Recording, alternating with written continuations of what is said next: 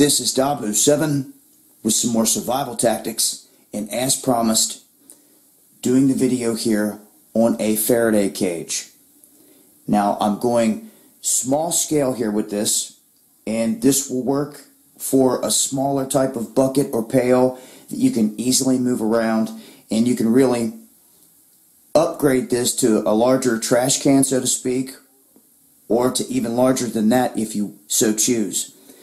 But I want to go over the basics here, and for people that have questions on how to do this or that, I just want to go over the basic steps here that you need to take to be able to build yourself one of these. That way you have something in case of an EMP event, a solar flare event, things of that nature, where you do not want to lose access to some of your vital stuff like ham radios.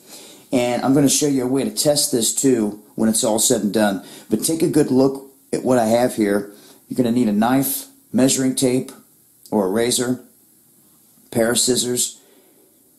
I have some regular masking tape, a regular tape down here, and then some pipe insulation tape that you see up top there.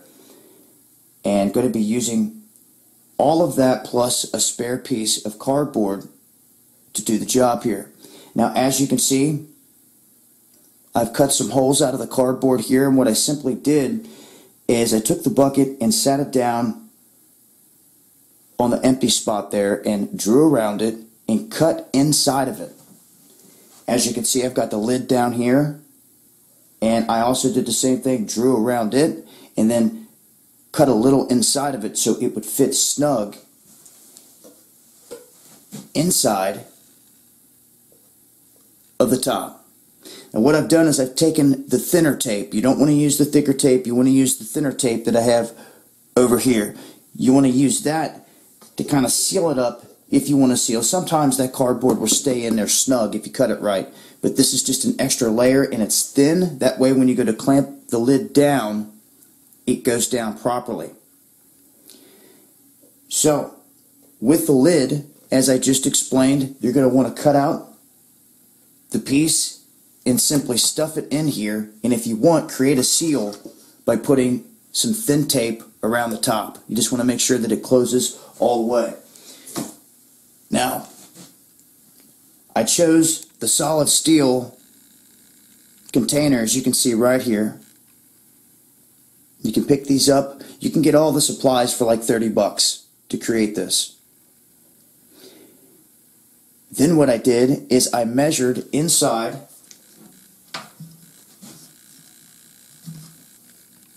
from bottom to top. I took that measurement and I cut out a bunch of extra pieces, as you can see in the floor on the right. Now what I like to do is with the seams and with these bolts here, I like to be able to run a piece over top of that like you'll see here on the other side. And then what I'll do is I'll lay down a strip here and then cardboard in between, and then a strip, cardboard, strip, and I'll continue that process all the way around until finished. Now, as you can see, the bottom simply took the cardboard cutout and it fits snug right there in the bottom. Now you're wanting to create a separation barrier between this itself and any of the objects that you have inside. Now you can also wrap your objects, your ham radios, tablets, computers, things of that nature, with aluminum foil, and that is what they call a nested Faraday cage. Now some people out there will suggest to try to ground this to copper wire, maybe even a water pipe, just to have a good ground. Others will say that having a ground is not necessary, that you don't necessarily need a ground for the Faraday cage if it's put together the correct way. So for these first couple steps, as I wanted to show you here, the supplies that you'll need, you can go ahead and do the cutouts for the bottom and for the lid and put those in, and then start the process of first laying one strip of tape here as you see here, over that seam, and then start the process as I'm about to show you of working your way around. And once done with the inside, it will look similar to this. Now, I got to point out that this is to your liking. It's however you want to create the barrier on the inside. You can be unique with it. You just want to make sure that you have that separation there away from the container itself. And some people just find a way to put one piece of cardboard all the way around and just kind of tape it in place. This, in my opinion, is a lot more solid.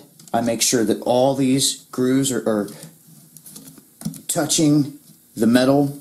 I make sure that it's all pressed down, and this type of tape is very good. It sticks very well, and you have just a few things left from here to complete this.